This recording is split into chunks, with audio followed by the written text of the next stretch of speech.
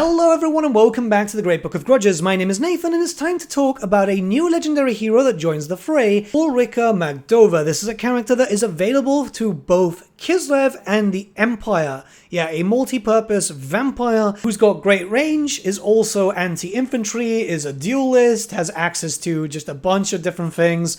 Yeah, she's also got access to the Lore of Shadow, and you can mount her up. She's very, very cool. I'm a big fan of hers. I love the novels that she takes part in. I've actually got one of her very rare miniatures, so I'm really happy that she's finally joining Total War Warhammer. Now, for this, you just need to connect your Steam account to CA's account, but then there's more. If you want to unlock her, you're going to have to complete a series of quests, those of which will become active for you when you get a character to rank 12. As far as I'm aware, there are no restrictions to this, and you get a little bit of exposition lore. We'll go over the Empire one because it's kind of fun, but all you have to do for the first thing is build tall walls, which means on a provincial capital, you need to build tall walls. That's in tier 3 for one of those capitals, and then getting the garrison building to its second tier. This is stuff that you'll naturally do anyway through your campaigns, so it's nothing that's actually going to take too long, or really you'll probably even have it done before the actual quest even triggers. So we're going to cover over the little bit of lore that we get for the Empire one. If there's anything different for the Kislev one, I'll let you discover that. It's just I want to talk about this because it's kind of nice. It really does give you a feel of ULRIKA, you know? So the quest is called Slaughter on the Steppes, and the description is as follows. The Empire's enemies, both mortal and otherwise, have long sought to claim her. Foes who step foot upon Imperial soil find themselves vanquished by the fury of steel and gunpowder soon enough. Nonetheless, the safety of the populace can never be ignored. There have been reports of mutilated bodies appearing across the Sylvanian countryside, a grave threat that appears as a timely reminder for us to secure our homeland. After you build up the walls, then you get Bait the Bloodborne, which for the Empire doesn't really take too long, well, for Karl Franz at least. But let's read over it. The reports were not exaggerated. Bodies abound were discovered clawed, savaged, and feasted upon by some unholy creature. A peasant is encountered who speaks of a near-deadly encounter with a naked feral vampire before the intervention of an aristocrat known as Countess Gabriella prevented him from becoming the creature's victim. Curiously, the Countess addressed the naked vampire as ULRIKA. If this is ULRIKA Straghoff, missing daughter of the deceased Ivan Straghoff, who had warned Tsarina Catherine of the impending Chaos invasion, then further investigation is required. The peasants believe the Countess and ULRIKA have retreated to Nachshafen Castle. Entering the citadel will require you to masquerade as nobility, best achieved with the help of a gold-laden treasure vault. So yeah, it's super cool. I love the fact that they're using some writing here. It feels very Warhammer, you know? This is great. It actually gives you a Warhammer feeling, and that's what I want from this game, you know? Once you get your 15,000, you get the dilemma known as ULRIKA the Vampire with a little bit of exposition text. Upon gaining entry in Nachshafen Castle, I'm not going to pronounce that correctly, we'll kind of just have to move on from there, you discover that it harbors ULRIKA MAGDOVA Straghoff and her mentor, Countess Gabriella. While both are incredibly strong in their own rights, ULRIKA's lack of control has caught up with her, causing the two to be backed into a corner and outmatched by the adversary before them. Tradition dictates they be executed, though the cunning Countess presents another option. Let them go, as ULRIKA was turned against her will by a vampire lord. The Countess explains that she had promised her companions that ULRIKA would be trained to do no harm. The story seems genuine, but can such creatures of the night be trusted? The sisterhood who play the game of political misdirection. So from there you get the choice. You either decide to execute her and get some pretty decent bonuses, which is, you know, growth and control faction-wide for 10 turns.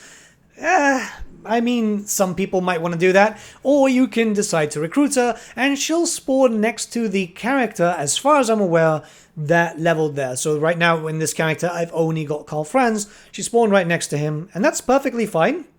You know, the only thing is that you will have to prepare yourself for a rebellion, which will spawn near Ubersreich. So as long as you've got like an actual small force there, which in most cases you will have one there anyway, you'll be golden. And I kind of like this, you know, it's a little theme, it's got a little story. It's a perfect example that story can fit in Total War Warhammer as long as it's not shoehorned in. Now, the character herself is pretty cool. Like, I'm pretty happy with what she is. She's got access to 2 unique items, which already from the very beginning, this means that she's going to be fairly strong because she's going to have some really cool abilities. Her trait will always stay the same, which will increase the recruitment rank for Empire and Kislev melee infantry units in Lord's army and increase the leadership. And yeah, in general, she's very, very strong. Melee hero, she's got Law of Shadow, like I said. A pretty interesting, unique skill line, as you can see here. The only thing that I feel is a bit weak is that she has access to the hunger pretty late into the game. Like, she'll need to actually get through the unique skill line all the way to Bloodforged. I don't know, it kind of feels a bit weird, but in general, yeah, pretty strong character, all in all.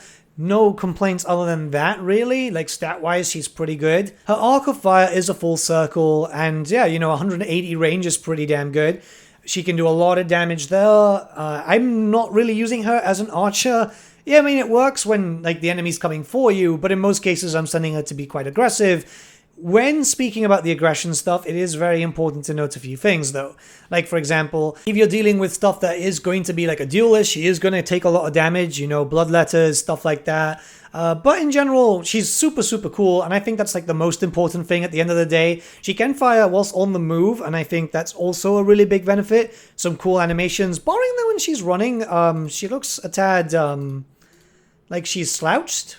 I don't know why, but it just could just be me seeing that. She looks great. It's a great interpretation of her character. Visually, absolutely stunning. I think that this is a great way forward when it comes to legendary heroes. I'll be very honest there. I think that if we're going to get more legendary heroes, something like this is going to work out quite well, because it's not as, like, you know, like the other interpretation of legendary heroes, like Gorich and so on, where you have to do a quest battle and so on. I don't think that's always needed. I think something like a theme story, as long as it's well written, and I think that that was very well written, it really brings out the Warhammer novel into the Total War Warhammer series. I know I've said that a few times, but I really do appreciate this. If we're going to get this happening, yeah, as long as it's done this way, that should be good. There's loads of legendary heroes that we could be expecting. I'm not too much of a fan, if I can be very honest, regarding the CA account linking. Hopefully Creative Assembly have fixed this by the time that the DLC goes live. There's obviously about a week and a bit to go. But, like, I couldn't link up my account. I actually had to get in contact with Sega support.